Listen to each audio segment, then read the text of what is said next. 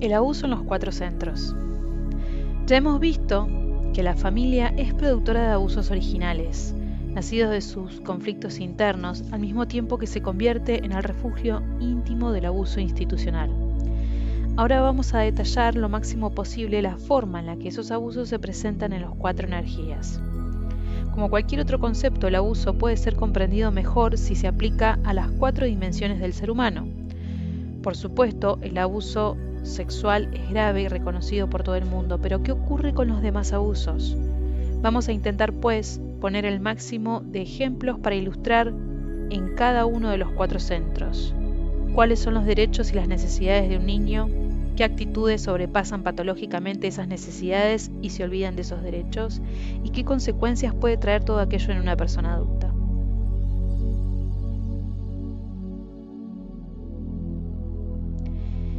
Para estudiar el encadenamiento de los abusos en un árbol genealógico es necesario tener en cuenta el factor siguiente. Ya hemos dicho que la persona que ha padecido algún abuso cuando es adulto tiene tendencia a repetir el abuso porque continúa inconscientemente marcada por el deseo del acto o de la escena en cuestión. Pero sucede que un abuso en un determinado centro induce un abuso en otro centro diferente. Por ejemplo, una persona que hubiera sido golpeada y humillada físicamente puede inclinarse por la violencia verbal y abusar intelectualmente de los niños. Algunos padres que han abusado sexualmente de sus hijas no habían sufrido jamás abuso sexual alguno, pero sí se habían visto privados de toda forma de ternura o de amor en su infancia y no habían conocido la proximidad afectiva hasta llegar a la edad adulta en su sexualidad. Ese abuso emocional produce después un abuso sexual, porque ante la ternura de una niña, esos hombres marcados por una ignorancia afectiva profunda reaccionan por medio de un deseo sexual irresistible.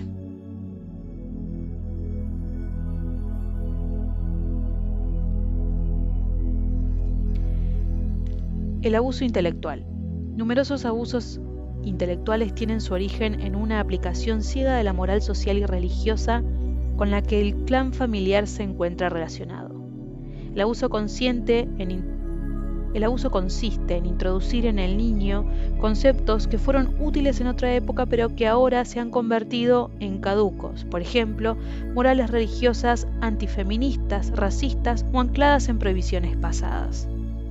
Las ideas recibidas pueden seguir estando activas durante toda una vida, aunque esos conceptos van a entorpecer el espíritu del niño sin servirle jamás para nada.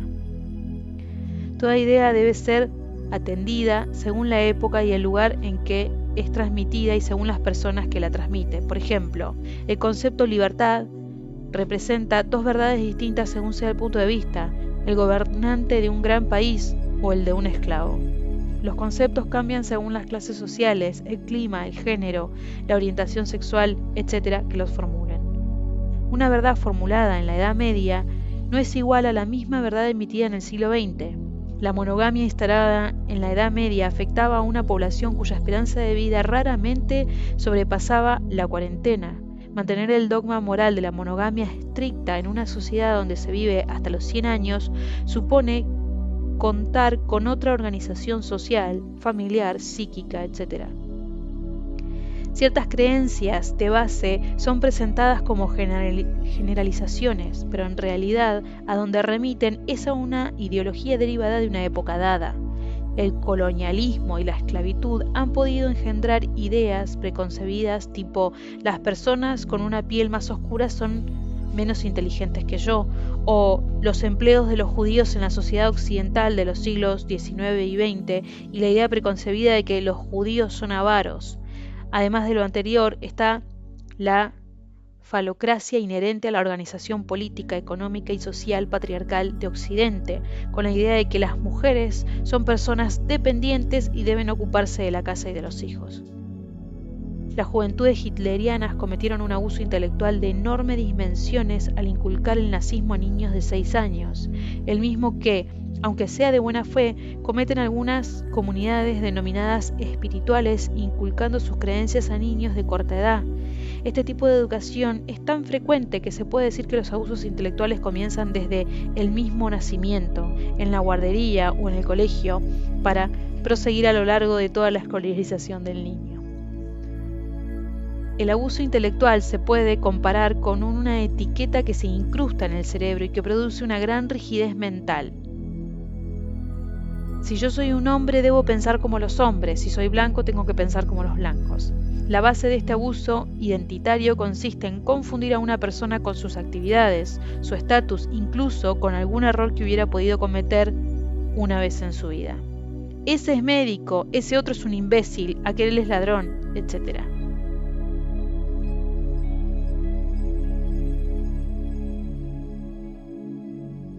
Por otro lado, existen abusos intelectuales propios de una familia en particular.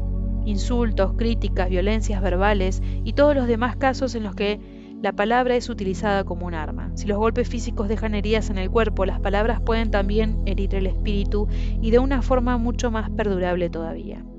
Inversamente y con la mejor intención del mundo, los padres que pretenden hacer de su hijo un genio o un superdotado, imponiéndole ciertos aprendizajes invasores y muy precozmente, lo que están haciendo en realidad es cometer un abuso.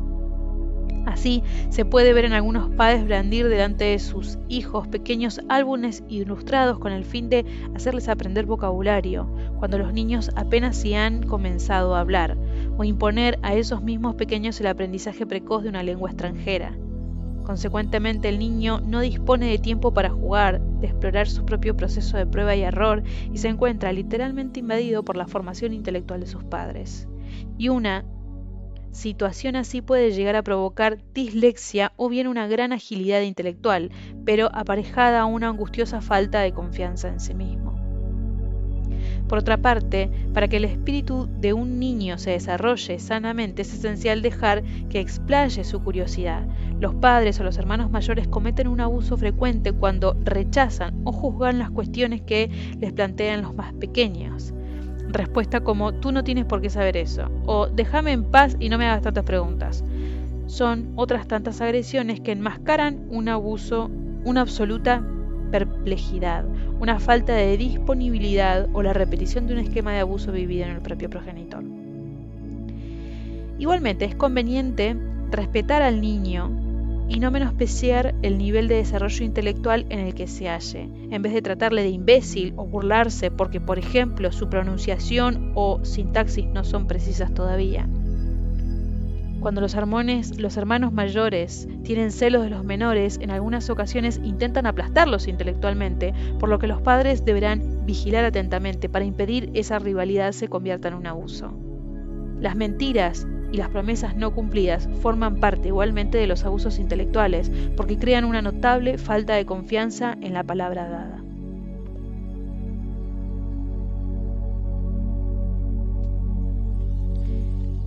El abuso emocional. Los abusos emocionales más graves están vinculados a la falta de cariño de los padres hacia sus hijos. Cuando se proyectan sentimientos negativos, odio, ira, celos sobre un niño, se produce un cortocircuito psíquico. El niño no puede aceptar ni metabolizar psíquicamente el hecho de que el progenitor, al que quiere sin reservas, es incapaz de devolverle ese amor, y se construirá un sistema de defensa psicológica fundamentando sobre su propia culpabilidad. No me quiere porque yo soy esencialmente malo. El sufrimiento de saberse inútil o defectuoso es mucho menos insoportable que el hecho de no ser querido, porque el niño puede entonces imaginar que a costa de un esfuerzo o de un cambio radical, él podrá algún día obtener el amor de sus padres. De igual manera, todo abandono es un abuso. Además del abandono literal, toda situación en la que los padres priven al niño de su tiempo y de su compañía confiándolo a otras personas es asimismo abusiva. Incluso cuando esas personas, familiares próximos, abuelos o cuidadoras, se comporten con el niño con una gran ternura, el resultado es patológico porque el niño busca ante toda la proximidad de sus padres. En este mismo orden de ideas ya vimos en el capítulo sobre el nacimiento que para un niño resulta traumático mamar de un biberón o del pecho de otra mujer distinta de su madre. La leche no es la misma, los senos tienen consistencias diferentes. El instinto animal del bebé exige el pecho materno dado con amor. La mayor parte de los abusos en las familias aparentemente normales proceden de las preferencias de los padres. Desde el momento en que un hijo es sosteniblemente preferido a los demás, por razón de su sexo, por afinidad o parecido con los padres, porque está enfermo, es más débil o más pequeño, etc., se está corriendo el riesgo de crear un abuso emocional. No se trata, evidentemente, de uniformizar el amor que se profesa a los hijos, pero el caso de existir alguna preferencia será urgente detectarla para conscientemente equilibrar la forma en que se trata a unos y a otros hijos. Todo chantaje afectivo es igualmente un abuso.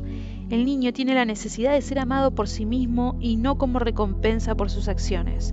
Todas las actitudes del tipo te querré mucho si eres bueno y no te querré nada si eres desobediente, o te quiero mucho porque te portas bien en el colegio, son chantajes que conducen al niño a sentir que debe ganarse o comprar el amor de sus padres. Otro abuso emocional consiste en no verbalizar los cambios de humor y las causas del estrés y tomar al niño por sorpresa o bien rechazar comunicarse con él. Por ejemplo, en el caso de una mudanza o de un duelo, también en el nacimiento de un hermano pequeño, es esencial comunicarse con el niño, prestar atención a sus sentimientos. Decir a un huérfano, tu mamá o tu papá se ha ido de viaje, es un abuso intelectual porque es una falsedad, pero al mismo tiempo y sobre todo es un abuso emocional, porque se obliga al niño a esperar el imposible regreso del fallecido y a perderse en conjeturas sobre las razones del abandono. En el momento de la adolescencia, las intervenciones de los padres en las relaciones afectivas de los hijos deben ser muy mesuradas. Obligar a un niño, a un hijo o a una hija a casarse en contra de su voluntad es, evidentemente, un abuso emocional y sexual de la máxima importancia, pero criticar sin matices a los amigos o a las amigas de esos hijos es igualmente abusivo. Ocultar a un niño que su padre no es su padre o que sus padres lo adoptaron está íntimamente vinculado tanto con el abuso emocional como con el abuso sexual. De hecho, se llega a tocar el tabú del incesto. En el momento en el que el niño ya adulto descubre la verdad, se da cuenta de que todos los gestos de ternura, todos los impulsos de amor que experimentó hacia aquellas personas con las que se creía vinculado por lazos de sangre, iban en realidad destinados a un hombre o a una mujer con los cuales la prohibición del incesto no tenía lugar de ser. Y esto puede crear una perdurable confusión entre amor y sexualidad. Pedir a un niño que asuma los problemas emocionales de sus padres como si fuera un adulto capaz de dominar su propio desconcierto, su aflicción o su sentimiento de abandono es igualmente un abuso grave. En los casos de divorcio, por ejemplo, se produce el abuso cuando los padres trasladan a sus hijos su furia contra el cónyuge del que se están separando y su necesidad de ser queridos. En las peleas de pareja obligan al niño a tomar partido. Obligar al niño a tomar partido es un abuso emocional grave. Por regla general, lanzar sobre el niño la ira que se siente contra el cónyuge es abusivo. Puede ser el caso de los niños nacidos de una violación conyugal o simplemente de un matrimonio entre personas que no se aman. Finalmente, la ausencia de comunicación emocional motivada por la indiferencia o por un bloqueo no resuelto por parte de los padres es un abuso mayor, aunque silencioso aparentemente.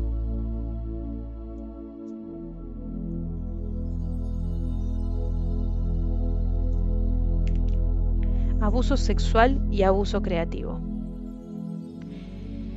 El abuso sexual hoy es un tema de estudio en psicología después de haber estado durante muchísimo tiempo silenciado. Se acepta la posibilidad de que en la familia hayan tenido lugar diferentes abusos sexuales, pero sin embargo, no se intenta sacar a la luz otra clase de abusos que muchas veces son heridas emocionales, intelectuales o creativas que pesan sobre la genealogía.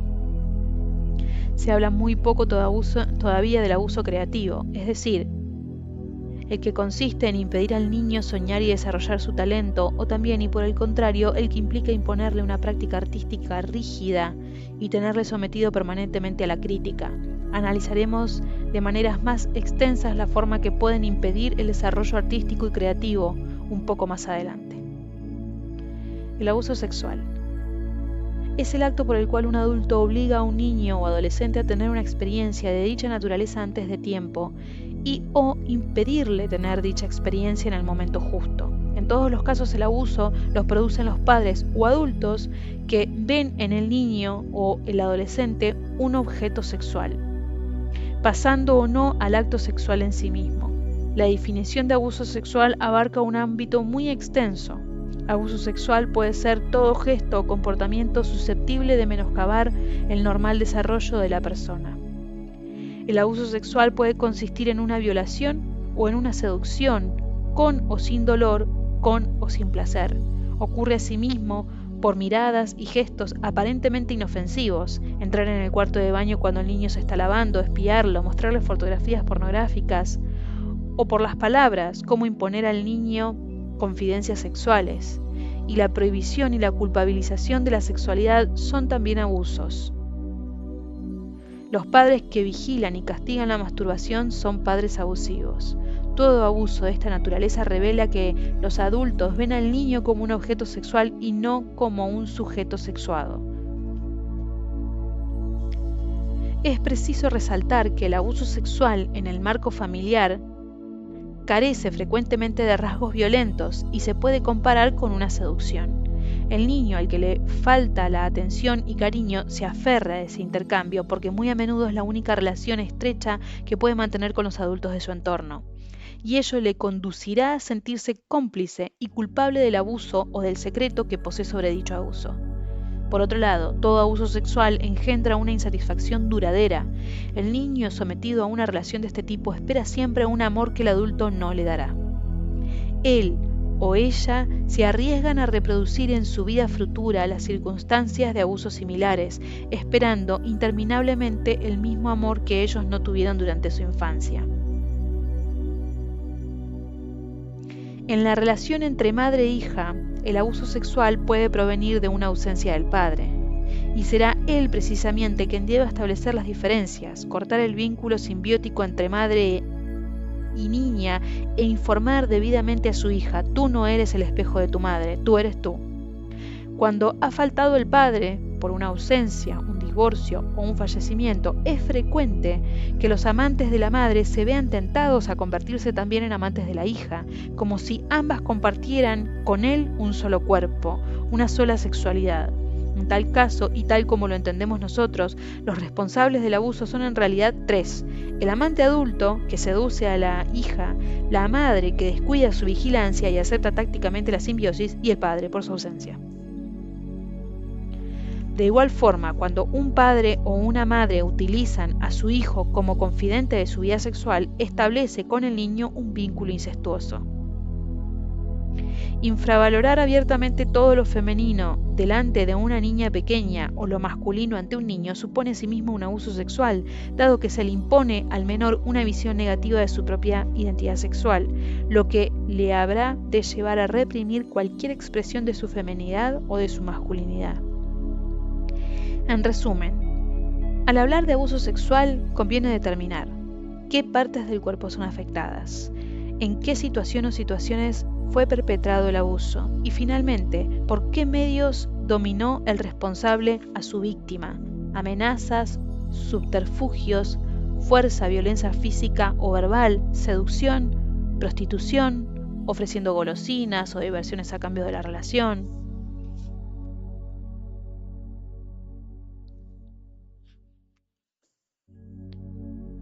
El abuso creativo consiste en impedir a una persona desplegar todas sus capacidades, cualesquiera que sean, e imponerle proyectos o un destino dictado por un limitado nivel de conciencia del árbol genealógico.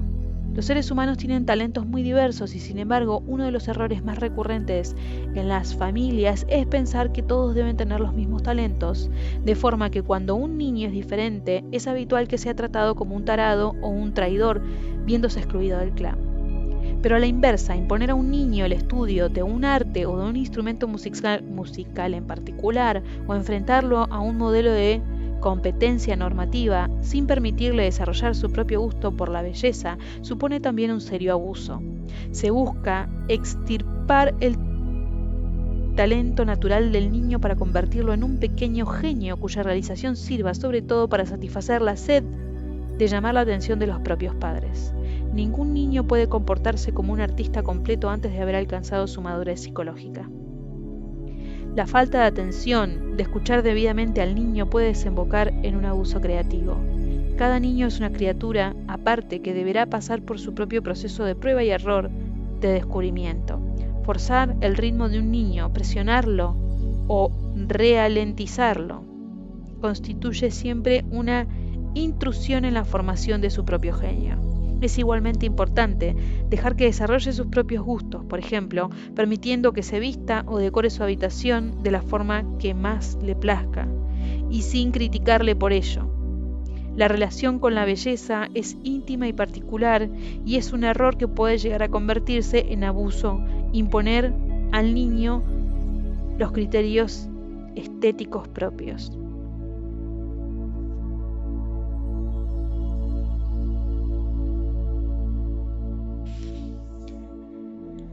Abuso corporal y material. Golpear a un niño e inculcarle el miedo a los golpes, educarlo por medio del terror, marcará significativamente la relación del menor con su propio cuerpo. Igualmente, las burlas relacionadas con su apariencia física, su peso, el color de su piel o sus rasgos suponen también un abuso.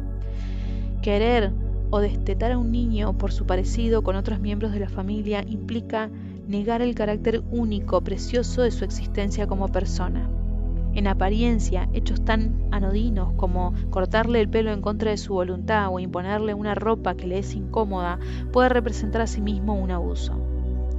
Con respecto al plano de su nutrición, el hecho de alimentar insuficientemente o de sobrealimentar al niño es un comportamiento abusivo, al igual que lo es forzarlo por medio de amenazas, castigos o golpes a comer alimentos que él deteste. Todo niño tiene derecho a tener su espacio y su tiempo para él solo, y no estar en un rincón vigilado. El hecho de que el niño tenga que compartir el espacio con los demás y se sienta permanentemente invadido representa también un abuso.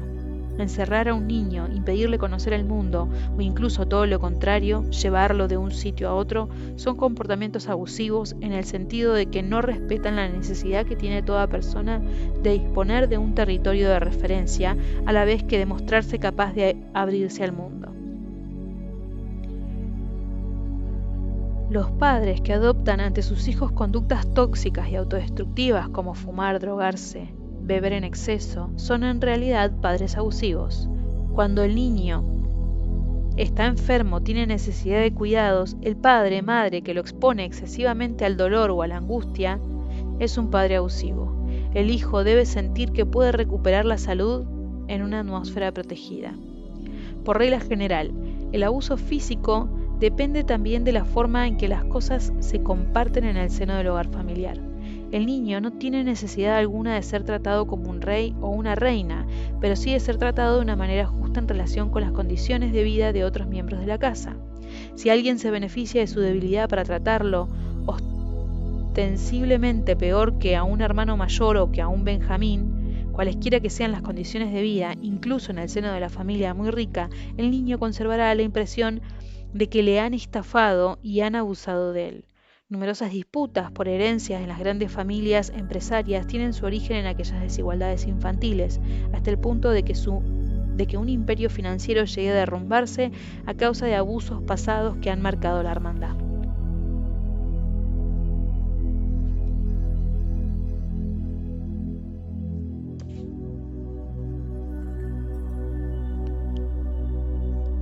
Salir del abuso, recapitulación y confrontación. Así pues, vemos que el abuso es una especie de tatuaje psíquico, la última trampa del árbol genealógico que nos obliga a comportamientos radicalmente opuestos a la vocación de nuestro ser auténtico. Frente a la multitud de abusos, tanto de nuestra propia historia personal como la de nuestros antepasados, es necesario adoptar una doble postura, la de defensor de uno mismo y la de testigos de los abusos que descubramos en el árbol genealógico. A este respecto, es importante entender que desde fuera nos puede ayudar, escuchar y comprender a una persona que haya sido víctima de abusos, no con el fin de convertirnos en improvisados terapeutas, sino para poder lanzar una mirada desprovista de angustia hacia esos abusos sufridos por nuestros padres o nuestros abuelos. Igual que para practicar meditación resulta muy útil comprender bien el funcionamiento del espíritu humano y disculpar el incesante diálogo interior, que se advierte desde el mismo instante en que se adopta la postura en calma para meditar, es absolutamente necesario comprender el proceso del abuso, que es universal y que está presente en todos los árboles genealógicos, para así poder desalojarlo y superarlo en nuestra propia historia.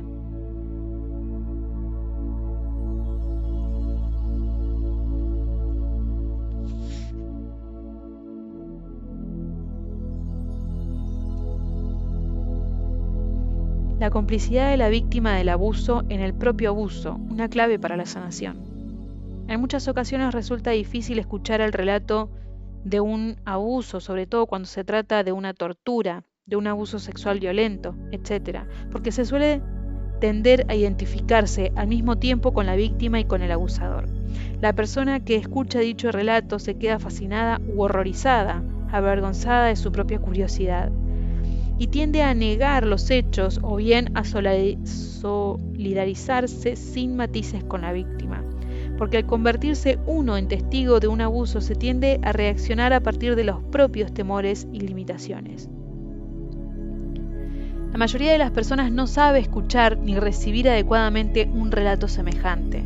Esta es una razón de por qué una persona que ha padecido un abuso que permanecía oculto le es tan difícil abrirse a sus prójimos.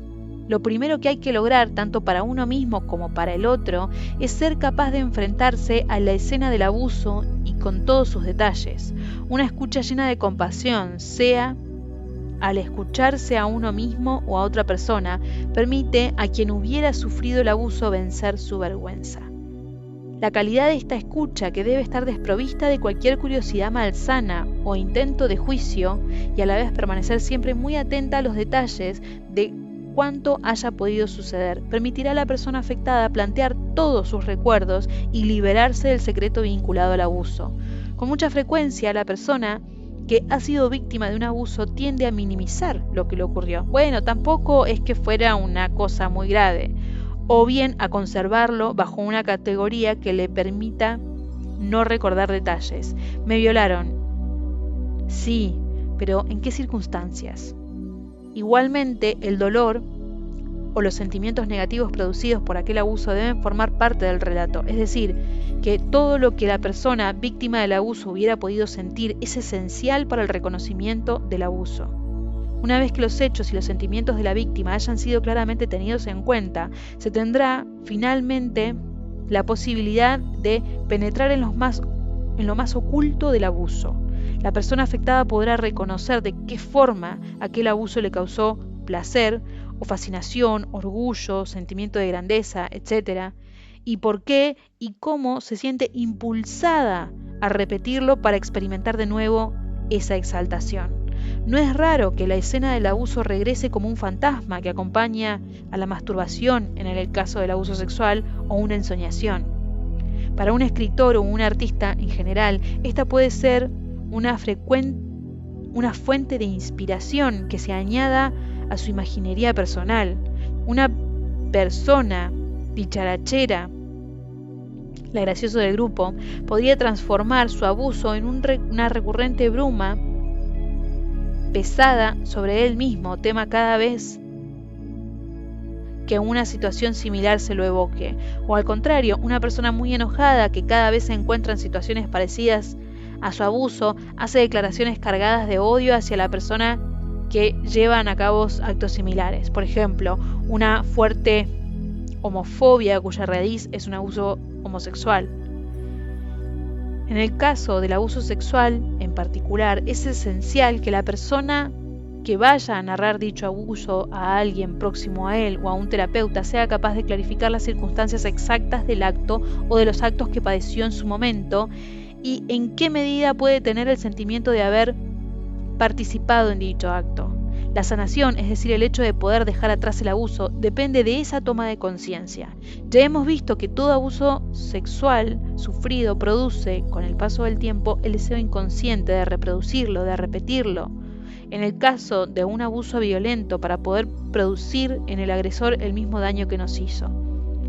La victimización de la persona que hubiesen sufrido un abuso sexual es un arma de doble filo, porque se limita a mantener una actitud de pura víctima, en general bajo los auspicios de un terapeuta frío y pusilánime que está del lado de la moral y no es capaz de tener en cuenta esa adhesión involuntaria de la víctima con el acto de su agresor, y se arriesgan a no tener jamás acceso clave que las libere de una vez por todas del abuso sufrido y les permita interrumpir definitivamente los argumentos de repetición en sus relaciones con personas que metafóricamente representan al abusador o en la anulación pura y simple de su sexualidad. Desde este punto de vista, todas las formas de abuso deben ser tratadas a partir del modelo del abuso sexual. Para poder salir de un determinado trauma, la víctima debe reconocer, en primer lugar, el papel que ella desempeñó en el mismo y el placer psíquico, emocional o físico que sintió. Aunque pueda parecer chocante utilizar el término placer, es necesario entenderlo como la manifestación de aquello que busca la vida y el sentido en nosotros a cualquier precio. Un eco lejano del ser esencial, de lo que volverá a ser una vez lograda la sanación, de la inalterable alegría de vivir. A este respecto, el niño del que abusó el adulto, incapaz de establecer una relación amorosa verdadera, participa de la relación que le proponen para encontrar en ella un cierto consuelo, por mínimo que éste sea.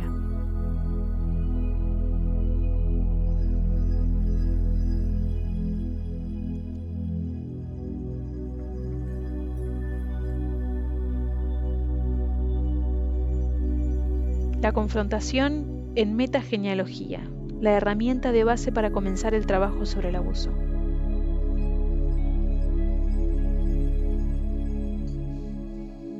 Toda una rama de la psicología moderna, fundamentada particularmente sobre los grupos de palabra y de apoyo, se está interesando mucho en la reparación de los abusos.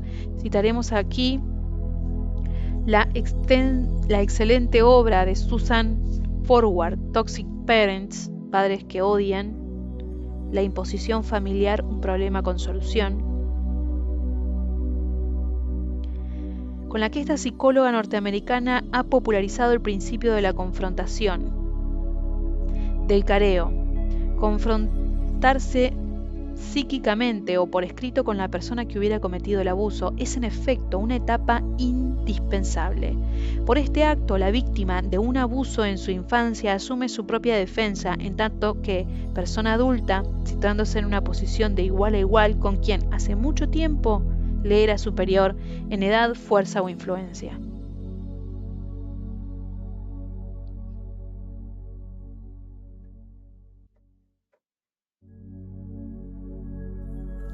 La confrontación, tal como nosotros la aplicamos en metagenealogía, está siempre y ante todo destinada a los padres.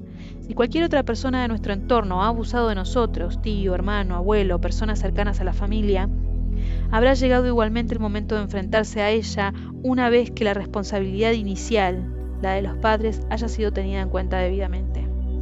La confrontación cara a cara se debe llevar a cabo en un territorio neutral, ni en la casa de los padres ni en la propia. Además, se realizará en encuentros individuales y a solas, incluso aunque los padres sean inseparables. En tal caso, será preciso buscar un ardid que mantenga alejado a uno de los dos miembros mientras convocamos al otro.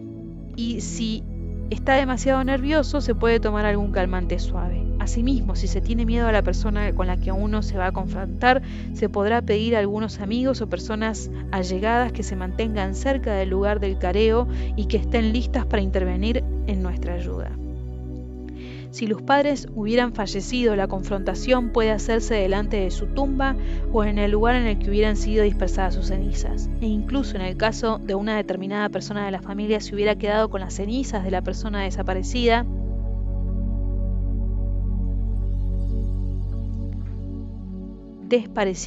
la confrontación se podrá hacer delante de una fotografía del padre o la madre. Las 5 etapas que vamos a detallar un poco más adelante deberán ser representadas en todo momento. Finalmente, si verdaderamente se tiene demasiado miedo de la confrontación, ya sea porque el padre, madre en cuestión es considerado terrible o porque es una persona de edad muy avanzada, está enferma o muy débil, etc., se puede comenzar a preparar por carta, seguido de la ayuda de un terapeuta que interpreta el rol de padre-madre. Sin embargo, y a fin de cuentas, siempre es mucho más eficaz una confrontación real. Incluso si el progenitor está enfermo o sufre de una degeneración de sus facultades cognitivas, esta confrontación puede tener lugar cara a cara, sin violencia, con una calmada firmeza, pues estará dirigida al nivel más elevado de la conciencia que esta persona es capaz de alcanzar, no corriendo el riesgo en ningún caso de causarle algún mal físico.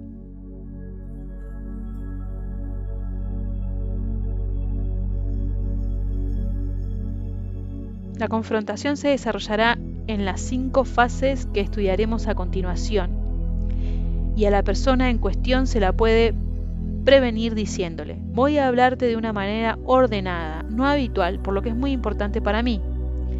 Al final tendrás la oportunidad de responder. Las 5 etapas mencionadas son las siguientes. 1. Esto es lo que tú me hiciste, y esto es lo que dejaste de hacer. 2. Esto es lo que yo sentí. 3. Esto es lo que aquel abuso o abusos provocó en mi vida. 4. Esto es lo que sufro todavía hoy. 5. Esto es la reparación que tú me debes. Bajo una apariencia de simplicidad, este es un proceso que exige claridad, firmeza y conciencia.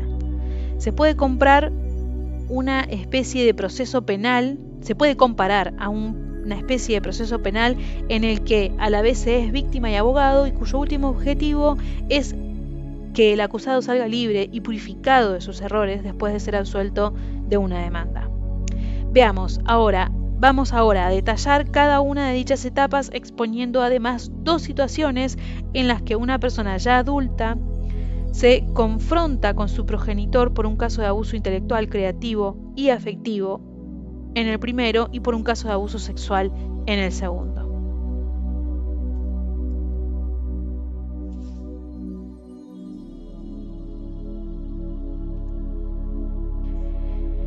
Esto es lo que tú me hiciste y lo que dejaste de hacer.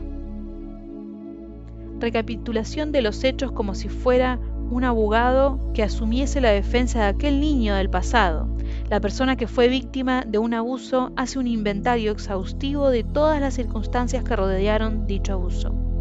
Ya sea un único abuso sexual, emocional o de cualquier otro tipo, o una serie de abusos que hubieran salpicado toda su infancia. Se trata de poner a la persona responsable delante de lo que hizo y o dejó de hacer. Abuso intelectual, creativo y afectivo. Tú siempre me criticaste. Mis actos nunca fueron lo suficiente buenos para ti. No me hablabas ni me escuchabas. Si no era para corregir mis deberes del colegio. Estabas ausente de la casa la mayor parte del tiempo y cuando regresabas no me mostrabas el menor afecto. Yo estudiaba dibujo, pero tú jamás te interesaste en mi arte. Nunca escuché de tus labios una alabanza. Abuso sexual. Cuando tenía 8 años, tú cerraste los ojos ante el hecho de que el vecino me obligaba a mantener con él relaciones sexuales orales. Yo intenté hablar contigo, pero nunca quisiste escucharme. Aquello duró 4 años, hasta el momento en que encontré el valor suficiente como para amenazarle con contarlo todo. Él trató de intimidarme diciendo que si yo hablaba, la vergüenza pesaría sobre mí, pero nunca más se atrevió a obligarme a practicar una felación. Tú jamás quisiste escuchar lo que me había pasado y tú eras responsable de mí.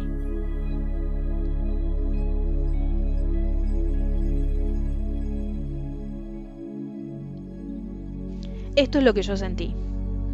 La palabra sentí es extremadamente importante y requiere un trabajo previo en el que la persona deberá volver a ponerse en contacto con los sentimientos de aquella época y valorar lo que queda de ellos en la actualidad. Todo abuso supone que el abusador niegue todo o en parte lo que la víctima siente. Sin hacer esto, la relación se volvería equitativa y el abuso sería imposible. La víctima se encuentra entonces obligada a reprimir todo lo que siente, angustia, dolor, rabia o fascinación, placer, etc. Y esa repetición perdurará hasta la edad adulta y la desligará de sí misma. En la confrontación es esencial restaurar la subjetividad de la víctima del abuso y colocar a la persona responsable del abuso frente a ese sentimiento que ella jamás quiso tener en cuenta en aquella época. Abuso intelectual, creativo y afectivo. Siempre me he sentido una nulidad, tenía una gran angustia cada vez que hablaba contigo. Además, siempre estaba muy triste porque tú no me querías, pero cada vez que me hablabas, aunque solo fuera para criticarme, yo me sentía vivo, por eso acudía a escuchar tus críticas. Entonces yo tenía y he tenido siempre la sensación de ser una persona mala y carente de interés, y que nadie podría quererme nunca. En el fondo de mí llevo enquistada una gran desesperanza. Abuso sexual. Yo tenía miedo. Aquello me repugnaba y a menudo tenía la impresión de asfixiarme. Al principio me enfadaba terriblemente, pero como no me servía de nada, acabé por no sentir nada.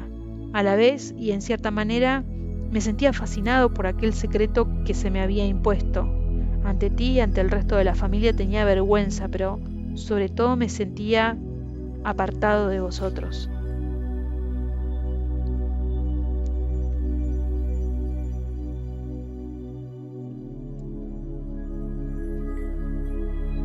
Esto es lo que aquel abuso o abusos provocó en mi vida.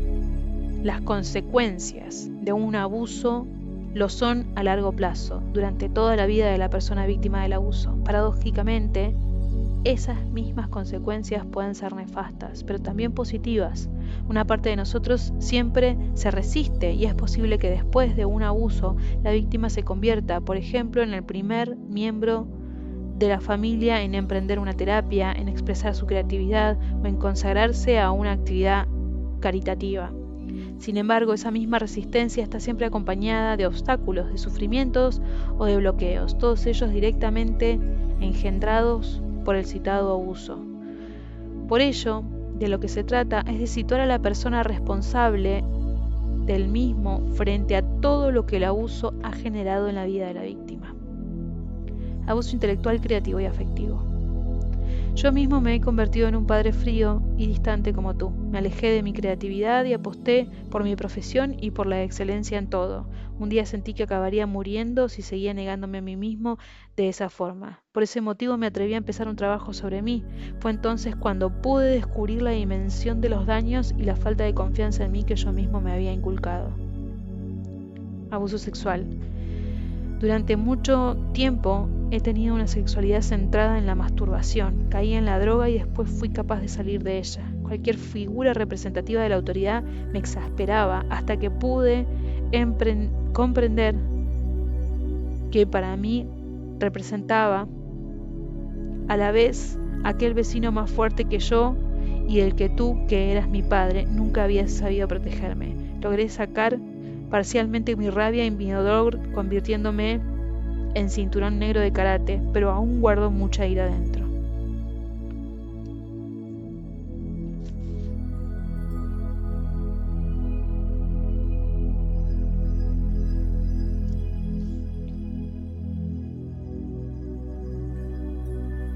Esto es lo que sufro todavía hoy. El balance para el día de la confrontación, la persona que ha sido víctima de un abuso se ha convertido en alguien lo suficientemente segura de sí misma, lo bastante fuerte y madura como para hacer frente al responsable de aquel abuso.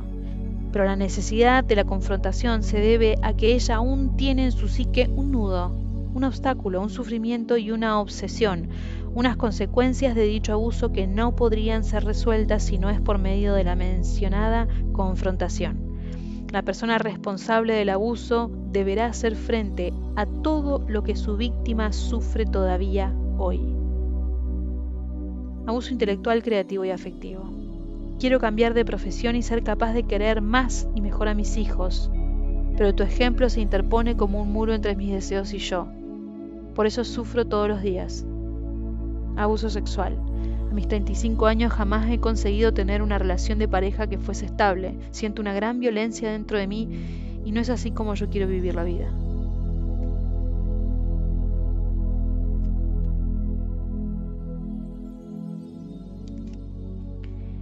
Esto es la reparación que tú me debes.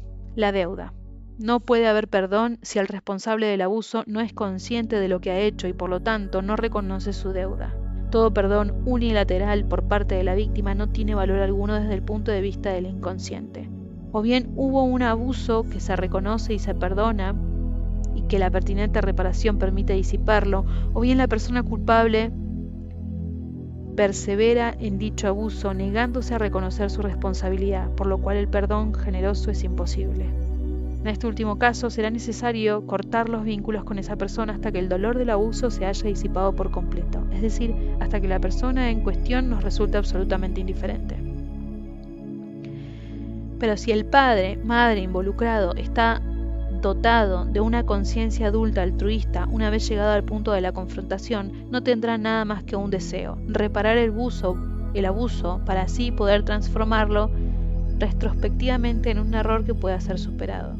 La persona víctima del abuso deberá postular que ese nivel de conciencia existe, real o potencialmente, en su interlocutor, dándole a entender cuál es la reparación que puede saldar la deuda con respecto a su persona. Incluso si el abusador se empeña en rechazar en bloque los hechos y sentimientos expuestos, lo cual es muy probable, el hecho de enunciar el precio de la reparación será beneficioso para la víctima del abuso. Para superar el abuso es absolutamente esencial dar a la reparación un valor concreto, cualquiera que sea la fórmula: dinero, excusas públicas o cualquier otro acto u objeto. Si el padre madre rehúsa llegar a un acuerdo sobre dicha reparación, la vida se encargará de hacerlo de otra manera, como veremos más adelante. Abuso intelectual, creativo y afectivo. Sé que tú no vas a cambiar, pero me debes dos cosas.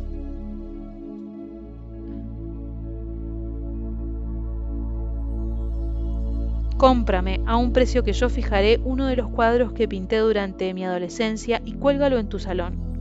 Acompáñame también a un parque de atracciones. Iremos juntos con mis hijos y los haremos pasar un buen día en el que los niños podrán dedicarse a soñar. Yo estaré allí para asegurarme de que te comportes como un buen abuelo.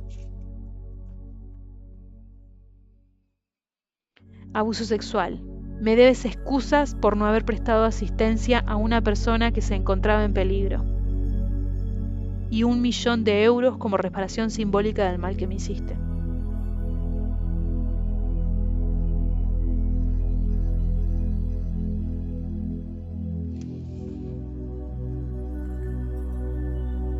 ¿Cómo formular la reparación más justa?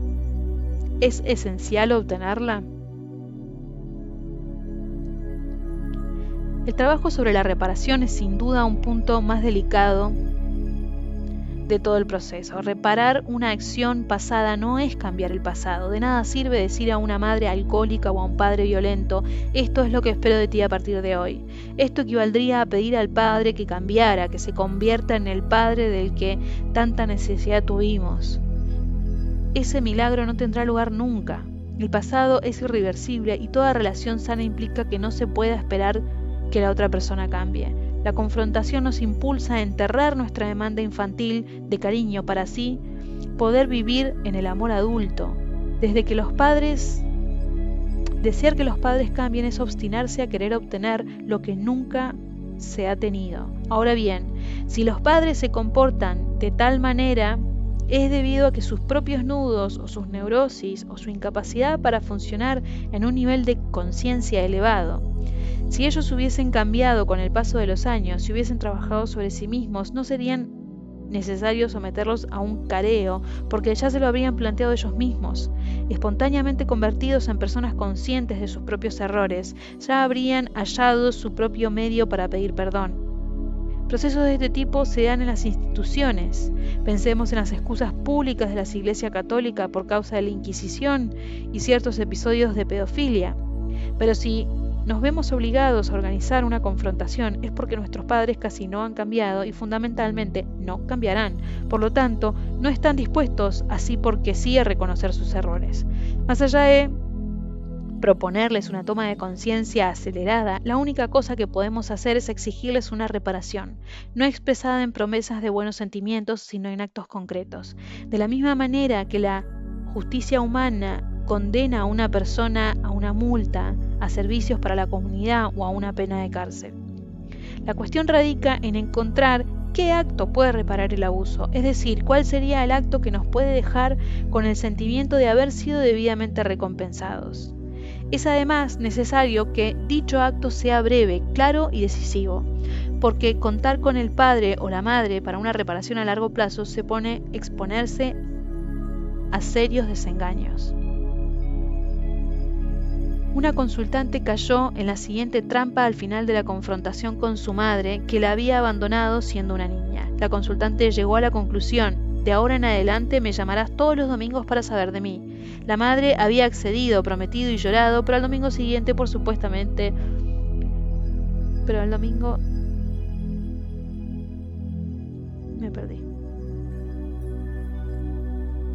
Pero al domingo siguiente, por supuesto, se olvidó de telefonear a su hija. Una petición semejante citó a otro consultante a la actitud infantil de espera.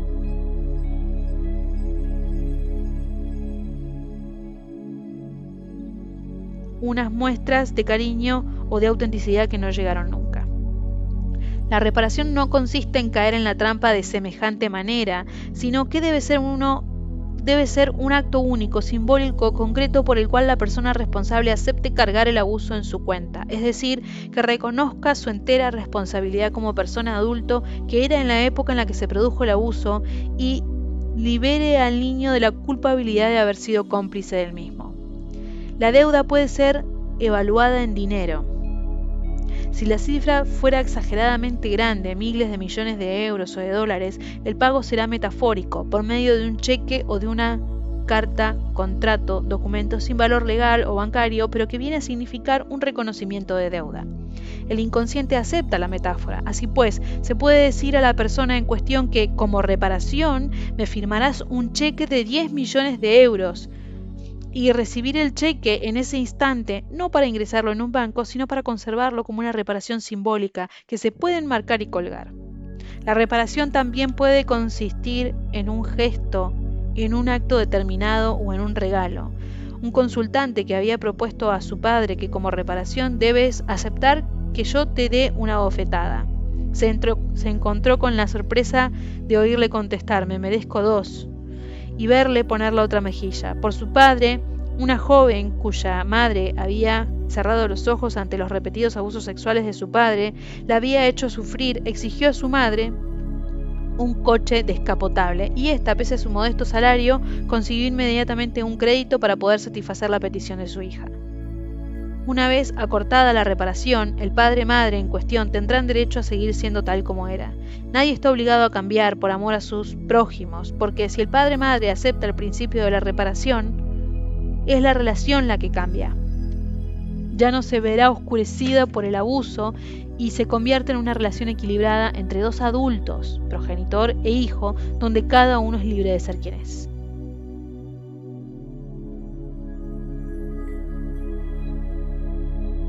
Sin embargo, cuando el padre no acepta el principio de la reparación, será necesario un alejamiento, más o menos prolongado, para permitir que cambie la relación.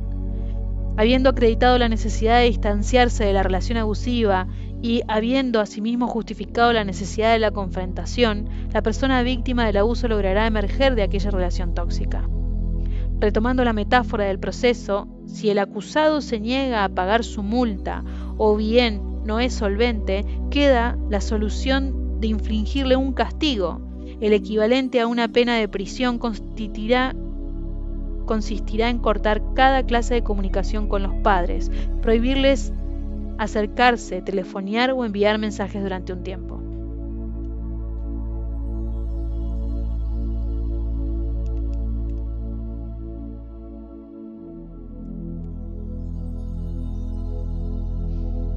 Denegación de reparación y ayuno de familia. ¿Cómo distanciarse de los padres tóxicos? Los niños que han sido queridos y bien tratados no tienen ninguna dificultad cuando se marchan de la casa de sus padres, mientras que las personas maltratadas durante su infancia pasan por todas las penas del mundo a la hora de cortar con esos vínculos. Esta aparente paradoja nos lleva hasta un hecho que ya hemos puesto en relieve con bastante frecuencia. Todos tenemos Tendemos a esperar que las carencias de la infancia se vean resueltas en la edad adulta y, en consecuencias, a reproducir aquellas situaciones infantiles en un vano intento de hacer cambiar el pasado. La solución a numerosas neurosis consistirá en romper o cortar la relación con los padres, pero son muy pocas las personas capaces de decidirse hacerlo. Son personas conscientes del mal que se les hizo en su momento, pero que a la vez continúan sufriendo sus influencias y la persecución de una relación basada en el no reconocimiento del abuso, por lo que una parte de ellas continúa estando en la infancia. Esperan, sin reconosérselo a sí mismas, la muerte de sus padres para convertirse en adultos. Les parece impensable cortar los puentes que las une a ellos. Esta dificultad tiene raíces históricas, es producto de una mentalidad religiosa, tanto occidental como oriental, cuya moral exige el respeto total y absoluto a los padres y a los ancestros, cualesquiera que sean los errores que hubieran podido cometer. Es obligado perdonárselos porque ellos nos han dado la vida. Pero nosotros ya hemos visto que en realidad los padres no dan la vida a sus hijos, sino que se la transmiten. El ser que se encarna no ha sido creado por ellos, sino por la necesidad que tiene la humanidad de reproducirse. Nadie crea la vida, todos la recibimos. Los padres no traen a sus hijos al mundo para ellos mismos, sino para el mundo. No engendran niños, sino futuros adultos, y no se trata de encarcelarlos en el marco del hogar, sino de darles la libertad de crear otros hogares, incluso si han de hacerlo muy lejos de las raíces familiares. Para liberarse de una neurosis o de una fijación infantil y recuperar toda la salud mental, en ocasiones es muy necesario dinamitar la moral tradicional impuesta. Cortar las ramas enfermas del árbol genealógico es una solución extrema, a veces necesaria. Si incluso después de una confrontación los padres no aceptan reconocer su error, puede haber llegado el momento de romper con ellos, o al menos de alejarse de ellos durante algún tiempo, para proseguir el propio camino hacia la salud y la realización. En el momento de llevar a cabo esa ruptura o ese ayuno de familia, se van a movilizar todas nuestras resistencias infantiles. La primera, como ya hemos visto, consistirá en minimizar el abuso que hayamos sufrido, y ello en virtud de esa tendencia a pensar que nos merecemos lo que nos han hecho. Por otra parte, la persona que decide cortar sus vínculos va a tener que luchar contra otra poderosa resistencia, el deseo persistente que todos tenemos de obtener lo que nuestros padres nos han venido negando desde la infancia. La confrontación sirve para que nos percatemos de que jamás obtendremos tal tesoro, puesto que ya es demasiado tarde para cambiar lo vivido, y que tampoco deseamos conseguirlo porque el vínculo psíquico está fundamentado en el abuso y en el placer de sufrir. Es decir, nos comportamos como toxicómanos, porque sabiendo que nos estamos destruyendo, continuamos procurándonos el mismo estímulo. Por eso, conviene proceder como si fuera una cura de desintoxicación, es decir, proponerse, como en algunos tratamientos del alcoholismo, cortar con los vínculos familiares, pero no para siempre, sino durante un tiempo. Habrá que decirse que voy a cortar puentes con mi madre, con mi padre o con los dos durante este periodo de tiempo. En ese lapso de abstinencia, las reglas del juego consistirán en no comunicarse con ellos, ni por carta, ni por teléfono, ni aceptar el menor regalo. En resumen, rehusar cualquier tentativa de acercamiento hacia nuestros padres. También se puede dejar de frecuentar los lugares a los que ellos suelen ir, guardar sus fotografías y otros documentos en cajas envueltas en papel negro, escribir cartas de ruptura y enviárselas por correo a una dirección metafórica. El sobre llevará el nombre real de la persona y como dirección, centro del universo, conciencia de Dios, templo del pasado, etc., por supuesto sin indicar ninguna dirección del remitente. Este periodo de alejamiento permitirá vivir durante el tiempo que fuera necesario como un ser independiente del grupo familiar y hacer balance de la relación de uno mismo.